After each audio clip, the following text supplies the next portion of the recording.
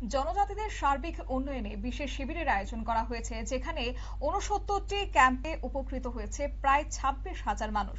জনভাগিদারি অভিযান সবসে দূর সবসে পেহলে কর্মসূচির মাধ্যমে দেশের জনজাতি সম্প্রদায়ের মানুষের সার্বিক উন্নয়ন, বিভিন্ন সরকারি পরিষেবা পৌঁছে দেওয়ার লক্ষ্যে গত ১৮ মে থেকে ২৫ মে পর্যন্ত দেশজুড়ে বিশেষ শিবিরের আয়োজন করা হয়েছে। ৫৯টি জেলাতেও এই প্রশিক্ষণ ব্যাপক কর্মসূচি গ্রহণ করা হয়েছে। সোমবার বিকেলে সাংবাদিক সম্মেলনে জানান ৫৯টি জেলার জেলাশাসক মেঘা জৈন। এদিন বিকেল ৪:৩০টায় জেলাশাসক দপ্তরের কনফারেন্স হলে আয়োজিত সাংবাদিক সম্মেলনে জেলাশাসক জানান, জেলার ৪টি ব্লকের অন্তর্গত বিভিন্ন এলাকায় ১৮ মে থেকে বিশেষ শিবির অনুষ্ঠিত। ২৪ মে পর্যন্ত জেলার বিভিন্ন প্রান্তে মোট ৬৯টি শিবিরের আয়োজন করা হয়েছে।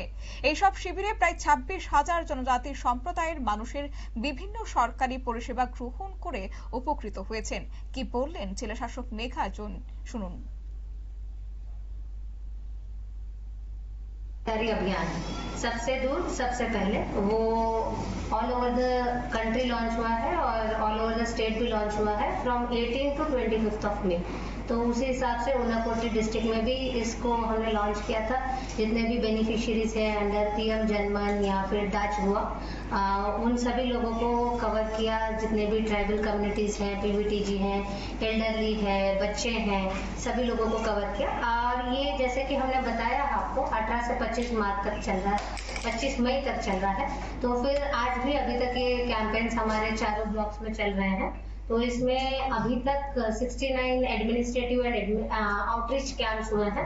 और वहाँ पे जो अभी हमारे बेनिफिशियरी जिसने पार्टिसिपेट किया है, जो अभी हमारे पास कल तक का डेटा है, आज तो और भी इंक्रीज होगा, तो उसमें अभी तक 26,000 के करीब लोग आए हैं और उनको वेरियस फैसिलिटीज प्रोवाइड की गई है, जैसे कि आधार सर्विसेज हो गए, आयुष्मान भारत कार्ड हो गया, एसटी सर्टिफिकेट हो गया, पीआरटीसी सर्टिफिकेट हो गया, राशन कार्ड हो गया, या फिर पीएम उज्ज्वला योजना में जो भी बेनिफिट्स मिलते हैं। उसी तरह से जितने भी हमारे लाइन डिपार्टमेंट्स थे, सारे लाइन डिपार्टमेंट से लोग इन कैंप्स में रहे। हमारे वीडियो তিনি জানান, যেসব মানুষের Aadhaar card, ration card, ST certificate, PRTC, Ujjwala Yojana বা আয়ুষ্মান ভারত কার্ড ছিল না, তাদের হাতে প্রয়োজনীয় নথি ও পরিষেবা তুলে দেওয়া হয়েছে।